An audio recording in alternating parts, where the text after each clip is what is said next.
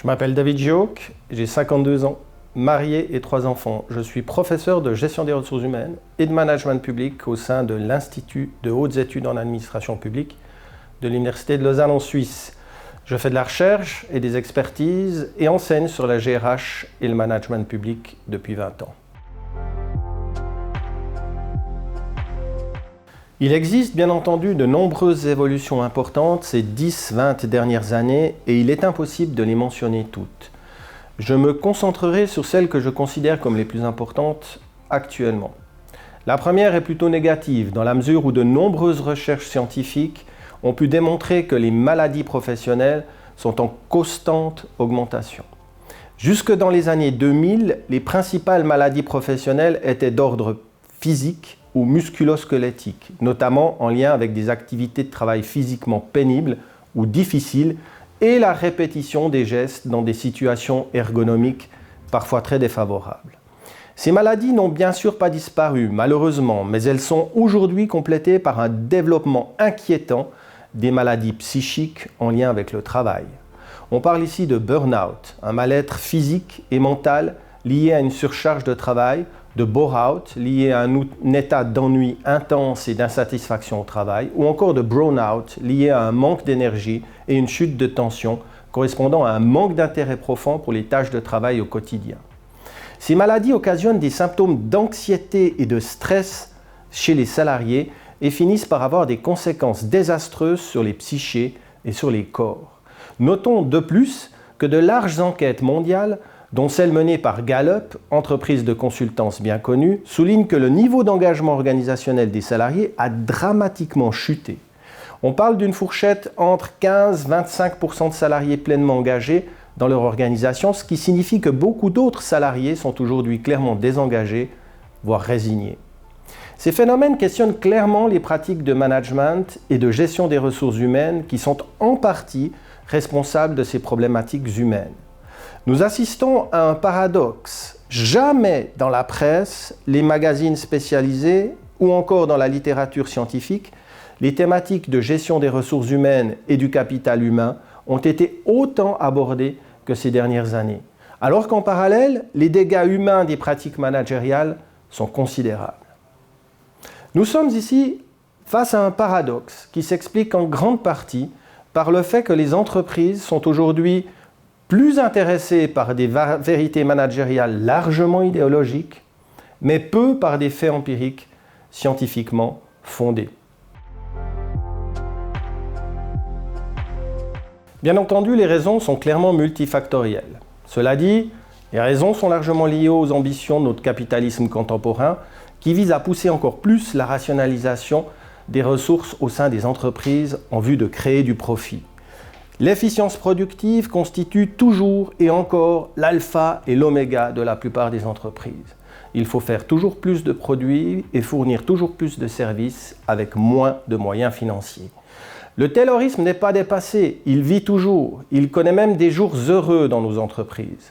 Le chronomètre est toujours bien présent, notamment à travers la comptabilité analytique à laquelle se livrent la plupart des organisations, y compris publiques, qui vise à ventiler les heures travaillées par les salariés sur des prestations spécifiques afin de pouvoir en déterminer les coûts précis. Cette comptabilité analytique, on l'aura compris, vise précisément à analyser s'il n'est pas possible de réaliser les mêmes prestations, mais en rationalisant les heures nécessaires pour leur production. Dans la plupart des sondages de satisfaction réalisés dans les organisations, qu'elles soient privées ou publiques, les salariés expriment un malaise face à la détérioration de leurs conditions de travail due à l'augmentation des rythmes de travail, aux pressions à la performance qu'ils et elles subissent et ressentent fortement. D'autre part, la compétition acharnée à laquelle se livrent les entreprises aujourd'hui conduit la plupart d'entre elles à faire la chasse au gaspillage et aux pertes de temps afin d'augmenter leur productivité, leur compétitivité et leur marge bénéficiaire. Ceci se reporte directement sur les conditions de travail dans la mesure où les employés sont en permanence évalués et jugés à l'aune d'une kyrielle d'indicateurs de gestion.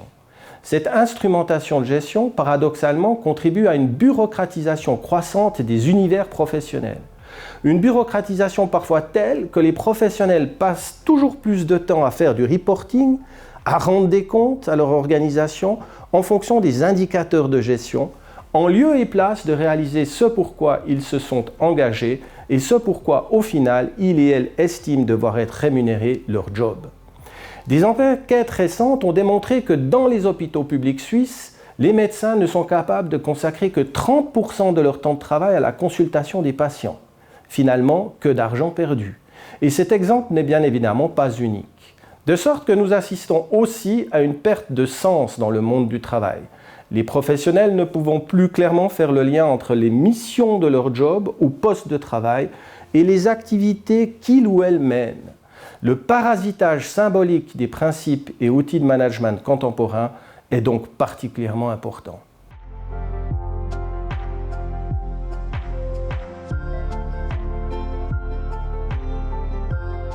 Oui, très certainement. Les organisations sont aujourd'hui devant des défis d'importance qu'elles devront relever en renouvelant leurs pratiques de gestion. Le grand problème que nous observons actuellement dans la gestion est le grand écart qu'il existe entre les promesses managériales et les réalités vécues par les salariés dans leurs activités professionnelles. Ce grand écart s'explique par des promesses enchanteresses associées aux pratiques modernes de gestion. Pensons notamment aux nombreuses publications en lien avec la démocratie participative dans les organisations, les idées holacratiques, les nouveaux modèles de leadership transformationnel, de leadership serviteur, ou encore les politiques de gestion humaine durable, le développement du coaching, du mentoring, les techniques de relaxation, les formations continues pour mieux faire face au stress, etc. Toutes ces nouvelles pratiques de gestion, bien sûr porteuses d'espoir et d'une forte promesse d'un mieux vivre au travail, se trouvent très vite confrontés à une réalité bien plus dure. Les objectifs de performance n'ont pas tendance à diminuer, les marges de manœuvre des salariés et leur autonomie au travail n'ont pas toujours augmenté, les collectifs de travail sont malmenés au profit d'une individualisation des rapports de travail. Les évaluations sont toujours largement fondées sur des indicateurs quantitatifs, ne permettant pas toujours de rendre compte de la qualité des activités de travail, et les stratégies des organisations sont encore largement orientées par des considérations pécuniaires. Les aspects humains du travail étant bien souvent perçus comme des éléments de communication et de marketing, or, les promesses managériales non tenues finissent par avoir des effets délétères sur la motivation, l'engagement des salariés, sur le fonctionnement des collectifs de travail. Le travail est un important vecteur d'intégration sociale et d'identité privée et professionnelle. Lorsqu'il peut être réalisé dans de bonnes conditions, de façon qualitative, il peut être à l'origine d'une très grande fierté. Soumis aux impératifs uniques de rentabilité, il devient très vite une contrainte à éviter. Oui, bien sûr, des pistes existent et ont été identifiées et évoquées déjà dans le courant du XXe siècle. On sait depuis les années 1970 déjà que l'on peut agir sur les caractéristiques du travail. Un job permettant une autonomie et une liberté dans les activités de travail, autorisant l'utilisation de compétences variées qui puissent faire sens et qui permettent aux salariés qui l'exercent de percevoir son utilité par rapport aux objectifs de son organisation, sont des caractéristiques qui sont reliées à la motivation et l'engagement des acteurs. Un rôle clair, des tâches claires, des pratiques de travail flexibles en termes de temps et de lieu de travail, des ressources suffisantes à disposition pour mener à bien les tâches sont d'autres facteurs qui peuvent constituer de précieux leviers pour soutenir la motivation, la satisfaction et l'engagement des salariés. Les aspects relationnels doivent aussi faire l'objet d'une attention toute particulière puisque l'on sait aussi depuis bien longtemps qu'un climat de travail favorisant la confiance entre acteurs, les interactions régulières, ainsi que privilégiant la sécurité psychologique et le travail d'équipe sont des dimensions essentielles en vue de faire émerger un sentiment d'appartenance et une ambiance de collaboration.